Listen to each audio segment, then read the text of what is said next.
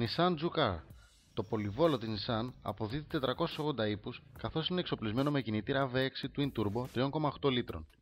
Με σύστημα τετρακίνησης ATESA ETS, εξατάχυτο κυβότιο αλλά και τον κινητήρα του GTR, το Juke έχει αποκτήσει το δικό του δυναμικό και άκρως επιθετικό χαρακτήρα. Εξωτερικά διακρίνουμε ζάντες 20 ίντσων και χαμηλωμένο αεροδυναμικό αμάξωμα. Εσωτερικά διαθέτει αγωνιστικά καθίσματα, roll cage καθώς και ζώνες ασφαλείας 5 σημείων.